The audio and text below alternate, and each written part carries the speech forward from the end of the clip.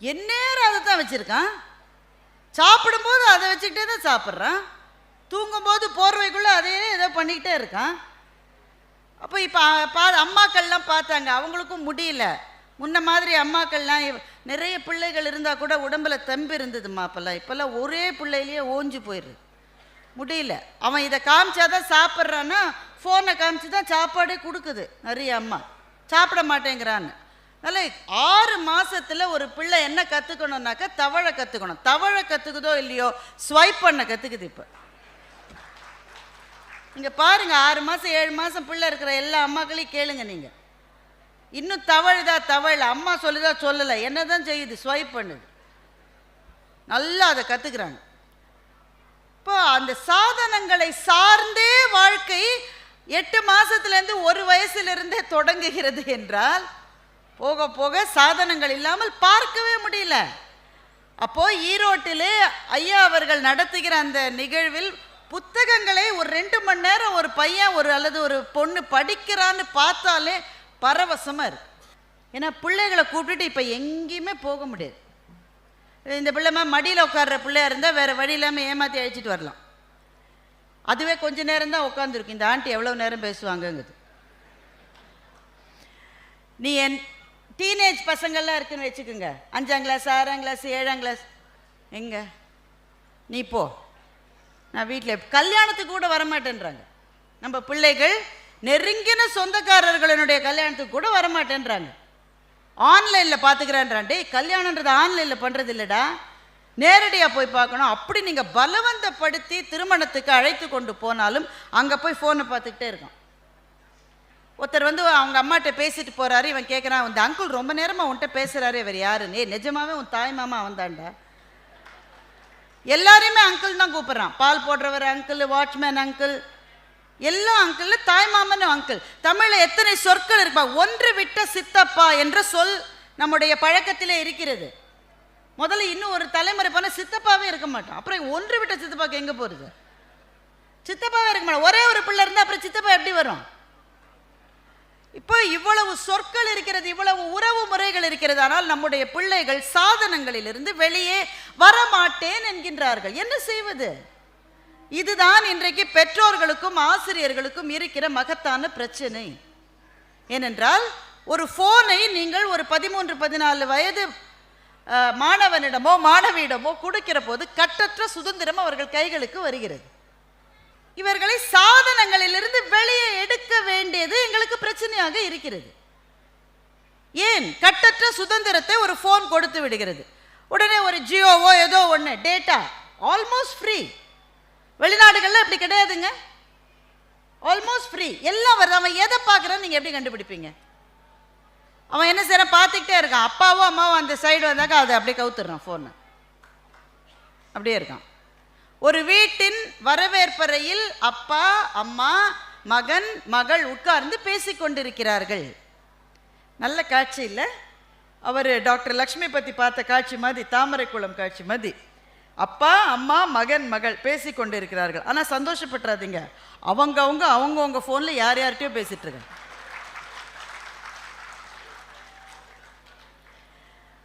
அப்போ என்ன செய்வது? கேட்டா அதையே பார்த்துட்டு இருக்கேடா, என்னடா செய்கிற நீ? புரியுமா உனக்கு? நான் என்ன பார்க்குறேன்னு சொன்னால் புரியுமா? நான் டேட்டா அனலிட்டிக்ஸ் பற்றி பார்த்துட்டு இருக்கேன். உனக்கு அவன் டேட்டா அனலிட்டிக்ஸும் பார்க்கல, ஒன்றும் பார்க்கல. நான் டேட்டா அனலிட்டிக்ஸ் பற்றி ரிசர்ச் பண்ணிட்டு இருக்கேன், ஏஐ பற்றி படிச்சுட்டு இருக்கேன், சேட் பாட் பற்றி நான் பார்த்துட்டு இருக்கேன். உனக்கு புரியுமா? புரியுமா? அந்த அம்மா உடனே ரொம்ப சந்தோஷமா, எங்கள் சுரேஷ் ஃபோனில் என்னென்னவோ பார்க்குறான், எனக்கே என்ன இது ஒரு பெருமையா? அப்போ என்ன செய்வது? நம்ம ஒரு சபதம் எடுத்துக்கலாம். முதல்ல நம்ம பிள்ளைகள் ஃபோனையே பார்த்துட்டு இருக்காங்கன்னு நாம கம்ப்ளைண்ட் பண்ணுறோம்ல, நாம எவ்வளவு நேரம் ஃபோனை பார்க்குறோன்னு முதல்ல கண்டுபிடிக்கலாம். ஏன்னா அப்பா 16 மணி நேரம் ஃபோனை பார்த்துக்கிட்டு மகன்கிட்ட என் நேரம் ஃபோனை பார்க்குறியா குன்றுவன்னா அவன் கேட்பான். அவன் நம் பிள்ளைகள் நாம் சொல்லுவதை கேட்டு நடப்பவர்கள் அல்ல, நாம் வாழுவதை பார்த்து வாழ்கிறவர்கள் தான் நம்முடைய பிள்ளைகள். சார் நீங்க ஸ்கிரீன் டைமை குறைச்சாதான் சார் அவன் குறைப்பான். ஒரு வீட்டில் ஒரு பிள்ளை இருக்கு, இந்த வயசுல இருக்குன்னு வச்சுக்கோங்களேன், ஒரு 3-4 வயசு பிள்ளை. அது தினம் பார்க்குது. அவங்க இல்லை இந்த இந்த குழந்தை பாப்பா மதிய ஒரு பாப்பா தினம் பார்க்குது. இரவு உணவுக்கு பிறகு ஒரு 8:30 அவங்கவுங்க வீட்டில் ஒவ்வொரு நேரம் சாப்பிட்றாங்க. சில பேர் 12 மணிக்கு பீட்சா வர வச்சு சாப்பிட்றான். சில பேர் ராத்திரி 1 மணிக்கு பிரியாணி வர வச்சு சாப்பிட்றான். அவர்களுடைய செரிமானத்தின் மீது எனக்கு மிகுந்த மரியாதை இருக்கிறது. நமக்கு வேலைக்கு ஆகாது சாமி. அவங்கவுங்க ஒவ்வொரு நேரம் சாப்பிட்றாங்க. என்ன நேரம் வேணால் சாப்பிடு. சாப்பிட்ட உடனே என்னுடைய வீட்டில் என்னுடைய அப்பாவும் அம்மாவும் அரை மணி நேரம் புத்தகம் படிக்கிறார்கள் என்பதை குழந்தை மனதில் பதிய வைத்து கொண்டால் அது வளர வளர வளர வளர வளர அதுவும் அதையே செய்யும். என்னங்க, உண்மையா இல்லையா? செல்லை விடு, புத்தகத்தை எடு என்பதை நம் வீடுகளினுடைய தாரக மந்திரமாக நாம் மாற்ற வேண்டும். புத்தகத்தை எடு நீங்க சொல்றீங்க மேடம், அதெல்லாம் எடுக்கிறேன். 2 பக்கம் படிக்கிறதுக்குள்ள கண்ணை சொருகுது பாருங்க. இப்போ இங்க முதல் முறை புத்தக கண்காட்சி நடத்துறீங்க, அடுத்த முறை நடக்குது, அடுத்த ஆண்டு இதே இடத்துல நடக்குதுன்னு வைங்க. நீங்க கிளம்பி வரீங்க, புக் ஃபேருக்கு போகலாவா? உங்க வீட்டுக்காரம்மா என்ன சொல்லும்? போன தடவை வாங்கினதெல்லாம் படிச்சேன், பயங்கரமா போய் அங்கங்க அங்கிட்டு இங்கிட்டு திரிஞ்சு வாங்கினியே, அப்படியே இருக்கு. முதல்ல இதை படி, அப்புறம் அடுத்த சொல்லுமா சொல்லாத? கட்டாயம் சொல்லு. ஏன்னா நீங்க என்ன செய்யறீங்கன்னு உங்களுக்கு தெரியுதோ இல்லையோ, உங்க வீட்டுக்காரம்மாக்கு தெளிவா தெரியும். நீங்க மொய் எழுத போறீங்கன்னு வைங்களேன், ஏதோ ஒரு கல்யாணத்துக்கு மொய் எழுத போறாங்க, சார் மொய் எழுத போறாருன்னு வைங்க. ஒரு 1000 ரூபாய் எழுதிடலாமா? எதுக்கு எதுக்கு ஏமா 1000 கூட எழுதலைன்னு கேவலமா நினைப்பாம்மா. நம்ம வீட்டு ஃபங்க்ஷனுக்கு அவங்க 750 தான் மொய் வச்சாங்க. கூட 50 ரூபாவை போட்டு 800 வேணால் வைக்கலாமே தவிர 1000 எதுக்கு? உங்களுக்கு அப்படி ஒரு கல்யாணம், உங்கள் வீட்டில் ஒரு ஃபங்க்ஷன் நடந்ததே உங்களுக்கு ஞாபகம் இருக்காது. ஆனால் அந்த ஃபங்க்ஷன் எப்போ நடந்தது, அதுக்கு எவ்வளவு மொய் வந்தது, அதுக்கு என்ன கலர் சாரி அவங்க கட்டினாங்க, எல்லாம் அவங்களுக்கு ஞாபகம் இருக்கும்.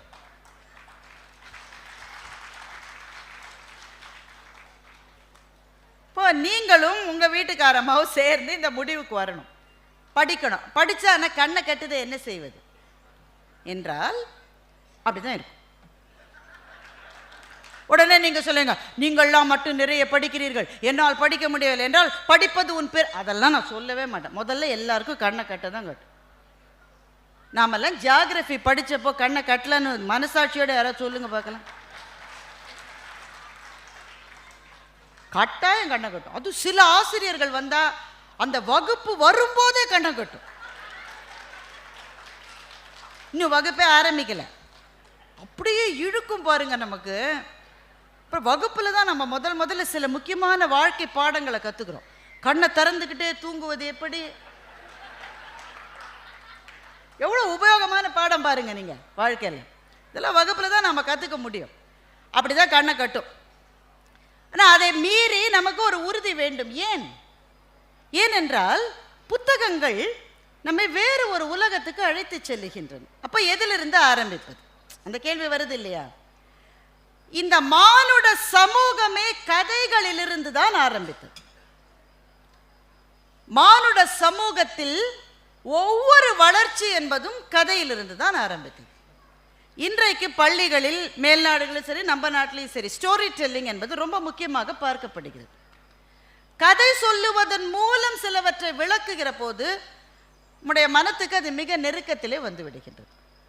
அந்த கதை சொல்லுவதிலிருந்து ஆரம்பிக்கலாம். முதல்ல நம்ம பிள்ளைகளுக்கே நம்ம கதை இன்றைக்கு சொல்லுவது ரொம்ப குறைந்து விட்டது. நம்ம எல்லாருக்கும் ஒரு அப்பத்தா வீட்டில் இருக்கோம். எங்கள் வீட்டிலலாம் ஒரு பெரிய அந்த போனின்னு சொல்லுவோம். நீங்கள் உங்கள் பகுதியில் எப்படி சொல்லுவீங்க தெரியல, போனின்னு சொல்லுவோம். அது ஒரு இது மாதிரி வானொலி மாதிரி இருக்கும். அது கடாய். அதில் வந்து சோத்தை போட்டு நல்லா குழைச்சி அடித்து எல்லா பிள்ளைக்கும் ஆளுக்கு ஒன்று கொடுப்பாங்க. இவ்வளோ பெரிய உருண்டை ஒன்று கொடுப்பாங்க. கூடவே ஒரு கதை. பெரும்பாலும் வந்து ஒவ்வொரு வீட்டில் ஒவ்வொரு கதை சொல்லுவாங்க. இப்போல்லாம் ஒரு அப்பத்தாவையும் காணும், எங்கே போச்சுன்னு தெரியல. அப்பத்தாவையும் காணும், கதையும் காணும். அந்தந்த வீட்டில் ஒவ்வொரு அப்பத்தா இருந்தால் பேரன் பேத்தியோட ரிமோட்டு சண்டை போட்டுட்டு இருக்கு. சில பாட்டி தாத்தாலாம் பாத்ரூம் கூட போகாமல் உட்காந்தே இருக்காங்க. ஏன்னா ரிமோட்டை வச்சுட்டு பாத்ரூம் போனால் பேரை மாற்றிடுறான் சேனல். சிலது ரிமோட்டோடையே பாத்ரூமுக்கு போகுது. ஏன்னா அவன் பட 10 சேனலை மாத்துறான். பாவம் பாட்டிமாக்கு தெரியாது. அது நிதானமாக வந்து இப்போதானடா இந்த சீரியல் பார்த்தேன்றதுக்குள்ளே அவன் 10 சேனலை மாற்றிடுறான். அவனுக்கு பொறுமை இருக்கா கவனிச்சிங்களா? ஒன்றுத்தையாவது 3.25 செகண்டுக்கு மேலே அவன் பார்க்குறான். சரி நீ பார்க்குறடா, சரிடா வெயிடா ரஞ்சிதமே வெயிடா பார்க்கலாம்டா. அதுலேயே கூட ரஞ்சிதமே சேனலை மாற்றிடுறான். ஒன்றுத்தை பார்க்க மாட்டேங்கிறான். இந்த ஸ்பேன் ஆஃப் அட்டென்ஷன் சொல்கிறோம்ல, ரொம்ப குறைவுங்க. ஆசிரியர்கள் யாராவது இருக்கீங்களான்னு தெரியலன்னு இந்த அம்மா கை தூக்குது. ரொம்ப பரிதாபம்மா. ஒரு பிள்ளையே வச்சு நாங்கள் என்ன கஷ்டப்படுறோம் வீட்டில். எப்படிம்மா சமாளிக்கிறீங்க? இப்போ யூடியூப்பில் வந்ததுயா, அப்போ தான் ஸ்கூலில் சேர்ந்துருக்கியா அந்த பிள்ளை, அப்போ தான் சேர்ந்துருக்கான். 1ஆம் வகுப்பு கூட இல்லை, அந்த கேஜி வகுப்போ ஏதோ. அந்த டீச்சர் அம்மா என்ன சொல்லிச்சு? தப்பாக ஒன்றும் சொல்லலையே, ஆவண்ணா போட சொல்லி கொடுத்துருக்கு. இவன் வேற எதையோ ஒன்றுத்த எழுதிட்டு வந்திருக்கான். இந்த டீச்சர் சொல்கிறா இது தப்புடா, இது இல்லைடான்றா. அந்த இவ்வளோதான் இருக்குங்க, இவ்வளோதான் இருக்கு. இந்த டீச்சர் அம்மா முட்டி அளவு தான் இருக்கான். அவன் சொல்கிறான் இதுவே ஆவா இருந்தால் என்ன தப்பு டீச்சர்னு கேட்குறான். பார்த்து யூடியூப்லாம் வந்தது. இதையே ஆவண்ணாவா வச்சுக்கிட்டா என்னன்றான். இல்லைடா இது தப்புடான்னு அந்த டீச்சர் அப்பவும் பொறுமையான்னு சொல்லி. என்ன பொறுமைங்க டீச்சர்ஸ்க்கெல்லாம், அவங்க பொறுமைக்கு எல்லையே கிடையாது. இல்லைடா இது தப்புடா, இப்போ தான் எழுத்து கற்றுக்குறான். அதுலேயே புரட்சியாளனா மாறிட்டான். இது தப்புடா, இப்படி போடக்கூடாதுடா அப்படின்னா கடவுளே இவங்களோட எவ்வளவு தொல்லையா இருக்குன்றான். இது டீச்சரோட டயலாக். பையன் மாற்றி சொல்கிறான். இப்போ ஆவண்ணா கற்றுக்கிறதுக்குள்ளே இவ்வளோ அப்ஜெக்ஷன் ரைஸ் பண்ணுறானே. நீங்கள் கதை சொன்னால், எங்கள் அப்பா பாட்டிலாம் கதை சொன்னால் நாங்கள் அப்படியே கேட்போம், எது இருந்தாலும் கேட்போம், கேள்வியே கேட்க மாட்டோம். ராவணனுக்கு 10 தலை இருக்குன்னு பாட்டி சொன்னால் அவன் எப்படி திரும்பி படுத்துப்பான்னு நாங்கள் கேட்கவே மாட்டோம். ஏன்னா ஒரு வயது வந்தால்தான் நமக்கு தெரியும் 10 தலை என்று சொல்லப்பட்டது நிஜமாவே 10 தலைகள் என்று அதை பொருள் எடுத்துக்கொள்ளக்கூடாது. தலை என்பது அந்த இடத்திலே ஆணவம், தலைகனம். ஒரு தலைக்குள்ளே ஒரு மனிதனுக்கு எவ்வளவு ஆணவம் இருக்கிறதோ அதை போல 10 மடங்கு ஆணவம் கொண்டவன் ராவணன் என்பதை குறிப்பினாலே சொல்லுவதற்காக அந்த காட்சி விளக்கப்பட்டிருக்கிறது. இப்போ ஆனால் கேட்க மாட்டோம், நமக்கு மனசில் சந்தேகம் வந்தால் கூட. ஆனால் இந்த பையன் ஆவணா போடுறதுக்கு டீச்சரோட சொல்கிறோம். இப்போ இவனுக்கு பாட்டி வடை சுட்ட கதையை சொன்னால் என்ன செய்வான்? சொல்கிறீங்கன்னு வைங்க, சொல்கிறீங்க பாட்டி வடை சுட்ட கதை, என்னங்க பிரச்சனை? யார் தள்ளணும்? இப்போ ஐயா உட்காருங்க ஐயா, ஒரு நாற்காலியை போட்டவனா உட்காந்துருங்க. சரி ஐயா இப்படி வந்துருங்க, ஒரு நாற்காலியில் போட்டு உட்காரலாம் நீங்கள், வாங்க. சரி எங்கெங்க விட்டேன்? பாட்டி கதையில் பாதி நிற்குது. இப்போ அந்த காக்கா நரி பாடுன்னு சொல்லிச்சுல்ல, அது வாயில் வடையோட அந்த காக்கா பாடு, is the crow that foolish அப்படின்றோம். அந்த நீ தானே நேத்திக்கு ஒரு கதை சொன்ன, தண்ணிக்குள்ளே கல்லை போட்டு தண்ணியை மேலே வர வச்சது காக்கான்னு. அப்போ மாத்திரம் அவ்வளோ புத்தி இருந்தது, வாயில் வடை வச்சுட்டு பாடுற அளவு அதுக்கு புத்தி இல்லையான்னு கேட்குறான். இப்போ கதைகளை சொல்லுகிற போது நம் குழந்தைகள் கேள்வி கேட்டால் அதெல்லாம் கேட்கக்கூடாது, கொன்றுவேன், சொன்ன கதையை கேளு என்று சொன்னால் அவர்கள் முன்னால் பொருளற்றவர்களாக நாம் நிற்கின்றோம். எனவே அவர்களினுடைய அறிவு தளத்திலே இருந்து அந்த கதைகளை மாற்றி சீரமைக்கின்ற ஒரு பொறுப்பும் இன்றைய பெற்றோர்களான, இன்றைய ஆசிரியர்களான, இன்றைய படைப்பாளிகளான நமக்கு இருக்கிறது. இப்போ நான் ஒரு கதையை மறுசீரமைப்பு பண்ணியிருக்கேன், நீங்கள் கேளுங்க. அதை இந்த முயலும் ஆமையும் பந்தயம் இருக்குல்ல, இந்த கதையை 2000 வருஷ கதைங்க இது, உலகத்திலே பழைய கதை இதுதான். ஈசாப் எழுதிய கதை இது. இந்த கதையை கேட்கும் போதெல்லாம் எனக்கு ரொம்ப கஷ்டமாக இருக்கும். அந்த முயல் ஏன் பாதியில் தூங்கிச்சு? அறிவு இருக்கா அவனுக்கு? ரேஸுக்கு போகும்போது பாதியில் தூங்குவியா நீ? ஓய்வு வேணா எடு, ஏன்னா ஆமை ரொம்ப பின்னாடி இருக்கு, ஓய்வு தூங்கிடுவியா நீ? நல்லா நீட்டு நெளிச்சு தூங்கி அந்த ஆமை நடந்து போகிற மட்டும் தூங்கிரு. இப்படி ஒரு முயல் இருக்குமான்னு எனக்கு கோபமாக வரும். அப்புறம் ஆமை மேலேயும் எனக்கு கோபம் வரும். அதான் பந்தயத்துக்கு போறியே, அந்த ஓட்டை கழட்டி வச்சுட்டு போனால் என்ன உனக்கு கழுது, என்ன கஷ்டம் உனக்கு? வேக வேகமாக நடக்கலாம் தானே? இந்த கேள்விகள்லாம் எனக்கு வரும் பதில் சொல்கிறதுக்கு. அப்போ இல்லை சார், இந்த கதையை நம்ம மாற்றி சீரம். நான் நினச்சிப்பேன் அந்த ஆமை ஒரு பெண், அந்த முயல் ஒரு ஆண் என்று நான் நினைத்துக் கொள்வேன்.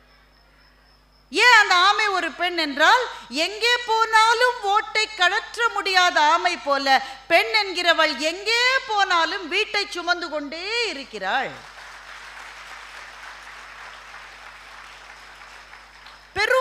பதவிகள் இருப்பாங்க. வக்கீலாக இருப்பாங்க, டாக்டர்ஸாக இருப்பாங்க, நீதிபதிகளாக இருப்பாங்க, பெரும் பெரும் பதவிகளில் இருப்பாங்க. ஆனால் வீட்டிலேருந்து ஒரு ஃபோன், பாப்பா வந்துட்டாளா, சாப்பிட்டால. போலீஸ் எவ்வளோ பேர் இருக்காங்க. தாமதமாக தான் வீட்டுக்கு போக முடியும் ஒவ்வொரு நாள். போன உடனே பிள்ளை சாப்பிட்டேன்னா, நீ சாப்பிட்டிய, மாமா சாப்பிட்டாரா, எல்லாரும் சாப்பிட்டாரான்னு கேட்டுக்கிட்டே இருப்பா. நீ சாப்பிட்டியான்னு கேட்க பெரும்பாலும் ஒரு நாதி அவளுக்கு இருக்காது. அப்போ ஓட்டை கழற்ற முடியாத ஆமையை போல தன்னுடைய வீட்டை கழற்ற முடியாத பெண்ணாக அந்த ஆமை இருந்ததோன்னு நினைப்பேன். ஆனால் அந்த கதையை கொஞ்சம் மாற்ற வேண்டிய காலகட்டத்தில் இருக்கு. ஏன்னா முயல் தூங்காது, வெற்றியாளர்கள் தூங்க முடியாதுங்க. வெற்றி பெறுவதற்காக ஓடுகிறவர்களுக்கு தூக்கமே வராது. அவனுக்கு எவ்வளவுதான் பின்னாடி இருந்தாலும் நான் ஜெயிக்கணுன்ற எண்ணம் இருக்கிறவனுக்கு தூக்கம் எப்படி வரும்? கதையை மாற்ற வேண்டும். முயல் வந்து உட்காந்து தூங்கலை, சும்மா உட்காந்துருந்தது. அப்போ அந்த இடத்துல ஒரு ஜென் துறவி வந்தார். துறவி வந்து முயல்கிட்ட கேட்டார், என்ன பண்ணிட்டு இருக்க? ஒரு பந்தயத்துக்கு நடுவில் ஓய்வு எடுக்கிறேன். பந்தயத்துக்கு நடுவில் எதுக்கு ஓய்வு எடுக்கிறேன்? ஏன்னா ஆமை ரொம்ப பின்னாடி வருது. ஆமையோடைய பந்தயம் போடுறேன். ஆமாம், என்ன பந்தயம்? யார் வேகமாக ஓடுறாங்கன்னு பந்தயம். இதுக்கு பந்தயம் வேறு தேவையா? இந்த உலகத்துக்கே தெரியுமே, முயல் தான் வேகமாக ஓடுன்னு உலகத்துக்கே தெரியும். நீ எதுக்காக பந்தயம் ஓடுற? இந்த முயல் யோசிச்சுது, ஆமாம் இல்லை, உலகத்துக்கே தெரியும் நான் தான் வேகமாக ஓடுறேன்னு. ஒரு பதக்கம் கொடுப்பாங்க, அதுக்காக ஓடுறேன். பதக்கத்தை எங்கே மாட்டுவ? ஆமாம், மாட்டவே என்னோட வலையில் இடம் இல்லையே. அப்போ பதக்கத்தையும் மாற்ற முடியாது, உலகத்துக்கே தெரிஞ்சதுக்கே எதுக்கு ஓடுற நீ? இல்லை, நான் வந்து ஒவ்வொருத்தரோடையோ ஓட போய் நான் தான் ஃபாஸ்டஸ்ட்டுன்னு ப்ரூவ் பண்ண போகிறேன். யாரோடலாம் ஓட போகிறேன்? நாளைக்கு தவளை, நாளான்னைக்கு பாம்பு, அடுத்த நாள் புறா. என்னைக்கு முடியும் உன்னோட பந்தயம்? நீ என்னதான் வேணும் உனக்கு? முயல் சொல்லிச்சு, பந்தயத்துலலாம் ஜெயிச்சுட்டு நல்ல புல்வெளியில் உட்காந்து சுகமாக காற்று வாங்க போகிறேன், அதான் இப்போவே வாங்கிட்டு இருக்கிய என்றவுடன் முயல் இந்த பந்தயத்தில் நான் ஓடவில்லை என்று விடை பெற்று கொண்டது. எனவே முயல் சொன்னது, நான் தோற்றேன் என்பது உண்மை அல்ல, நான் பந்தயத்திலிருந்து விலகிவிட்டேன் என்பதுதான் உண்மை என்று முயல் சொன்னது. இப்படித்தான் வாழ்க்கையில் பல சமயத்தில் தேவையில்லாத பந்தயங்களை நம்ம ஓடிக்கிட்டே இருக்கோம்ல, உண்டா இல்லையா? யாருக்கோ எதையோ நிரூபிப்பதற்காக ஏதோ ஒரு பந்தயத்தில் நாம் ஓடிக்கொண்டே இருக்கிறோம். சில சமயங்களில் யோசித்து பார்த்தால் இந்த பந்தயம் எனக்கு எதற்கு என்று யோசிக்க கூட நேரம் இல்லாமல் அந்த பந்தயத்திலே ஓடிக்கொண்டிருக்கிறோம். அப்ப இந்த கதையிலிருந்து நாம் தெரிந்து கொள்ள வேண்டிய மிக முக்கியமான விஷயம், எது பிடிக்கிறதோ, எது மகிழ்ச்சியை தருகிறதோ அதற்காகத்தான் நம்முடைய நேரம் செலவழிக்கப்பட வேண்டுமே ஒழிய யாருக்கோ எதையோ நிரூபிப்பதற்காக நம்முடைய நேரம் செலவழிக்கப்படக்கூடாது. நான் முதல் ஒரு 2-3 நிமிஷம் உங்க ஊரை பத்தி ஒரு கதை சொல்ல போறேன். நமக்கு தெரியணுங்க, நம்முடைய பிரச்சனை என்னவென்றால், நம்ம பிள்ளைகள்கிட்ட கூப்பிட்டு உங்க தாத்தா பேர் என்னன்னு சொல்லிடுவான், பெரும்பாலும் சொல்லிடுவான். சில பேர் தாத்தா பேர் தாத்தான்றான். தாத்தாவுக்கு ஒரு பேர் இருக்குன்னு அவன் இன்னும் புரிஞ்சுக்கல. தாத்தாவுக்கு பிறந்ததுலேருந்து தாத்தான்னு பேர் நினைச்சிட்டு இருக்கான். தாத்தா பேர் ஒரு மாதிரி சொல்லிடுவான். தாத்தாவோட அப்பா பேர் அது கொஞ்சம் சந்தேகம், வீட்டு அப்பாவுக்கே சந்தேகம், ஏதோ சொல்லுவாங்கங்கிறார். அப்புறம் அந்த அம்மா வந்து சொல்லி கொடுக்குது, அவருக்கு அப்பா பேர், நம்ம சொற்கள் இருக்கிறது தமிழ்ல, நம்ம கொள்ளு தாத்தாலாம் சொல்றோம்ல, அது மாதிரி பாட்டன் பூட்டன் 10 தலைமுறைக்கு சொல்லு தமிழ்ல இருக்கு. பேர் தெரியலையே நமக்கு. எந்த ஊர்லேருந்து நீங்கள் வந்தீங்க? நாங்கள் ஆவடியில் தான் இருக்கோம். பிறந்ததுலேருந்தே ஆவடியில் நீங்கள் இருக்கீங்க. சரி, உங்கள் தாத்தா எந்த ஊரில் இருந்தாங்க? எங்கிட்டாவது இங்கே வந்திருப்பாரு, தெரியல. நம்முடைய வரலாறே நமக்கு தெரியவில்லை என்றால் நம்முடைய தமிழ் நாட்டினுடைய வரலாறு நமக்கு தெரியுமா? நாம் வாழுகின்ற இந்திய நாட்டினுடைய வரலாறு தெரியுமா? அதனால முதல் வேலை நம்ம வீட்டினுடைய வரலாற்றை தெரிந்து கொள்வது. அதற்கு அடுத்தாற போல நாம் வாழுகிற பகுதியினுடைய வரலாறு சுவாரஸ்யம் தானே. இப்போ ஆவடியை பற்றி ஒரு சின்ன கதை, அதுக்கு பிறகுதான் கதையாம் காரணம். ஏன்னா இதுவே ஒரு கதை தானே. ஒவ்வொரு கதைக்கும் ஒரு காரணம் இருக்கிறது. காரணங்களிலிருந்து கதைகள் புறப்பட்டு வந்திருக்கின்றன. இந்த ஆவடி என்கின்ற பகுதி கிராமம் என்று பிரிட்டிஷ் ரெக்கார்ட்ஸில் குறிப்பிட்டிருக்காங்க. இது ஒரு வில்லேஜ் ஆஃப் ஆவடி. அந்த காலத்தில் சென்னையிலிருந்து இது மிக மிக மிக மிக தள்ளி இருந்ததாக எல்லாரும் சொன்னாங்க. ரொம்ப தள்ளி ஆவடின்னு ஒரு கிராமம் இருக்குன்னு பேசிக்கிட்டு இருந்தாங்க. ஆனால் ஒரு ரயில்வே ஸ்டேஷனில் ஆவடி ஸ்டேஷன் மாத்திரம் இருக்குன்னு குறிப்புகள் இருக்கு. அதில் உங்கள் ஊரில் எது இருந்ததோ இல்லையோ ரயில்வே ஸ்டேஷன் முதல்லயே வந்துருச்சு. பிரிட்டிஷ்காரங்க அப்போவே அதை போட்டு வச்சுட்டாங்க. சென்னையிலே எக்மோருக்கு நீங்கள் வந்திருப்பீங்க. எழும்பூர் பகுதியில் ருக்மணி லக்ஷ்மிபதி சாலை அப்படின்னு ஒரு சாலை இருக்கும். பார்த்துருக்கீங்களா? பார்க்கலன்னா அடுத்த முறை எழும்பூருக்கு வரும்போது பாருங்கள். ருக்மணி லக்ஷ்மிபதி சாலைன்னு ஒரு சாலை இருக்கும். அவங்க யாருன்னா, ருக்மணி என்கின்ற அம்மா நம்ம சுதந்திரத்துக்காக போராடிய ஒரு வீராங்கனை. அவங்களுடைய கணவர் தான் லக்ஷ்மிபதி. அவர் ஒரு மருத்துவர். அவர் முதலிலே கண் மருத்துவராக இருந்து பிறகு ஆயுர்வேத மருத்துவத்தின் மீது அவருக்கு நிறைய நாட்டம் வந்து பல பேரை அவர் குணப்படுத்தி இருக்கிறார். ஆயுர்வேத சிகிச்சை மூலம் நிறைய பேரை குணப்படுத்தி இருக்கிறார். அவர் குணப்படுத்துகிறார்னு நிறைய நோயாளிகள் அவரை பார்க்க வர ஆரம்பித்தாங்க. அந்த எழும்பூரில் அவர் வாழ்ந்த பகுதியில் அவர் ரொம்ப காசு வாங்காமல் ஏழை எளியவர்களுக்கு மருத்துவம் செஞ்சுருக்கார். அப்போ ஆயுர்வேத வியாதி மருத்துவம் எப்படின்னா, நம்ம அலோபதி டாக்டர் மாதிரி கிடையாது. வா வாயை தர, டார்ச் அடிச்சுப்பார், போ, என்னையா எனக்கு பிரச்சனை, டாக்டர்ஸ் பேசுகிறதே கிடையாது. நம்ம ஊரில் பெரிய பிரச்சனைனா மருத்துவர்கள் பேசுவதே கிடையாது. என்ன பிரச்சனை, அதுவும் பேசுறதுனா கூட பரவாயில்ல, அவங்க எழுதுறது சத்தியமாக மருந்து கடைக்காரருக்கு மாத்திரம்தான் புரியுது, வேறு யாருக்கும் புரியறதில்லை. ஆயுர்வேத மருத்துவம் என்பது அப்படி அல்ல. அது பல நாள் அந்த சிகிச்சை எடுத்துக்கிட்டா தான் பயன் தரும். இவர் ஆயுர்வேத மருத்துவர் என்பதனால நோயாளிகளை பக்கத்திலே வச்சுக்கணும். அவர் இந்த நோயாளிகள் தங்குவதற்கான இடம் அவர் வாழ்ந்த எழும்பூர் பகுதியில் அவருக்கு கிடைக்கல. அப்போ இந்த ஆவடி கிராமத்தில் இருந்த ஒரு நோயாளி, அவருக்கு உடம்பு சரியில்லைன்னு டாக்டர் லக்ஷ்மிபதியை வர வச்சிருக்காரு. ஆவடிக்கு அந்த நோயாளிக்கு வைத்தியம் பார்த்துட்டு திரும்பி போகிறதுக்கு ரயில்வே ஸ்டேஷனுக்கு வந்தால் கடைசி ட்ரெயின் போயிடுச்சு. இப்போ என்ன செய்வது என்று தெரியாமல் நோயாளியினுடைய வீட்டு திண்ணையிலேயே தங்கி இருக்கிறார். இந்த காலத்தில் திண்ணைகள் அப்படி தானே இருந்தது இல்லையா? யார் வேண்டுமானாலும் தங்கலாம். தங்கிட்டு காலை வேளையிலே ஒரு நடைப்பயணம் போயிருக்கார். அப்போ தான் தெரிஞ்சது இந்த ஊர் அவ்வளவு அழகான ஊர் என்பது அவருக்கு தெரிந்திருக்கிறது.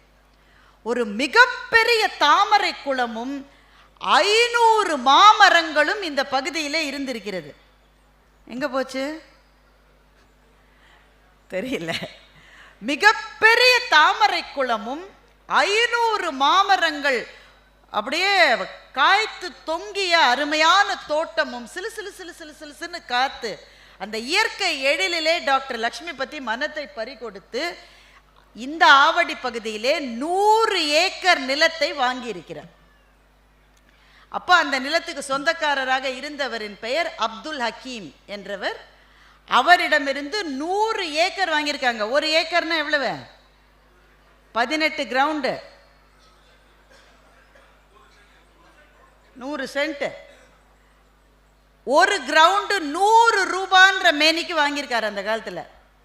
நம்ம தாத்தா கொள்ளு தாத்தாலாம் கொஞ்சம் உஷாரா ஒரு கிரவுண்டு 2 கிரவுண்டு அன்றைக்கி வாங்கி போட்டு இருந்தா அவ்வளவுதான் விலை. இது 1919ஆம் ஆண்டு நான் சொல்லுவது. 1919ஆம் ஆண்டு 100 ஏக்கர் நிலத்தை ஆவடியிலே வாங்கி ஆயுர்வேத ஆசிரமம் என்ற பெயரிலே ஒரு மருத்துவ சாலையை டாக்டர் லக்ஷ்மிபதி ஏற்படுத்தி இருக்கிறார். இந்தியா முழுவதிலுமிருந்து ஆவடிக்கு மக்கள் அந்த வைத்தியசாலையிலே தங்கி பயனடைந்து திரும்பி போயிருக்கின்றார்கள். இது 1923ஆம் ஆண்டு தான் அந்த ஆயுர்வேத ஆசிரமம் ஆரம்பிக்கப்பட்டது. 100 வருஷம் ஆகுது அது ஆரம்பித்து. ஆனால் பிரிட்டிஷ்காரர்கள் அதை தொடர்ந்து நடத்த விடலை. இரண்டாம் உலக போர் வந்த உடனே அவர்களுடைய வீரர்களை தங்க வைப்பதற்காக அவர்களுக்கு கொஞ்சம் இடம் தேவைப்பட்டிருக்கு. இந்த இடம் கண்ணை உறுத்திருக்கு. பிரிட்டிஷ்காரனுக்கு எது எது நல்லா இருக்கோ அதை அவன் கண்ணை உறுத்தும். அந்த 100 ஏக்கர் நிலத்தை டாக்டர் லக்ஷ்மிபதியிடமிருந்து வாங்கி கொண்டு இதை கேம்பாக பிரிட்டிஷ்காரர்கள் மாற்றி இருக்கின்றார்கள். அப்போ டாக்டர் லக்ஷ்மிபதிக்கு கொஞ்சம் பணம் கிடைச்சிருக்குல்ல, அதை என்ன செஞ்சார்? அவர் நிர்பந்தத்தின் பேரில் தான் வித்திருக்காரு. ஆனால் இந்த பணம் நோயாளிகளுக்காக பயன்பட வேண்டிய மருத்துவமனையை விற்று கிடைத்த பணத்தை நான் எனக்காக பயன்படுத்தி கொள்ள மாட்டேன் என்று சொல்லி தன்னுடைய மாப்பிள்ளையான டாக்டர் ராமமூர்த்தி, நியூராலஜிஸ்ட் ராமமூர்த்தியிடம் அதை கொடுத்து அவர் ஜெனரல் ஹாஸ்பிட்டலில் இன்றைக்கும் லக்ஷ்மிபதி நியூராலஜி டிபார்ட்மெண்ட் பிளாக்னு ஒரு பிளாக் இருக்கும். அந்த பணத்திலே கட்டப்பட்டது தான் அது. அப்போ உங்கள் ஊரில் இருந்த நிலத்தை விற்றுத்தான் ஜெனரல் ஹாஸ்பிட்டலினுடைய நியூராலஜி பிளாக் இன்றைக்கு இருக்கிறது என்பதில் நீங்கள் மகிழலாம், பெருமைப்படலாம், சந்தோஷப்படலாம். அப்படித்தான் இந்த இடம் உருவானது. அப்போ அந்த ஆர்மி கேம்ப் இங்க வந்த பிறகு கொஞ்சம் கொஞ்சமாக அது சார்ந்த அப்புறம் நமக்கு விடுதலை கிடைத்து விட்டது. அந்த ஆர்மி கேம்ப் பகுதியிலே காமராஜர் கூட்டத்தை நடத்தி இருக்கிறார். அதற்கு ஜவஹர்லால் நேரு அவர்கள், பிரதம மந்திரியாக இருந்த ஜவஹர்லால் நேரு அவர்கள் உங்கள் பகுதிக்கு வந்து இருக்கிறார். அதற்கு பிறகு கொஞ்சம் கொஞ்சமாக இங்கே ஆர்மி அதை சார்ந்த தொழில்கள் உருவாகி இந்த இடம் ஆர்மிக்கான பல பொருட்களை செய்து தருகிற இடம் என்று பெயர் வந்தது. ஆனால் இதனுடைய ஆரம்பம் ஒரு தாமரை குளமும் 500 மாமரங்களும் தான் என்பதை நீங்கள் மறக்கக்கூடாது.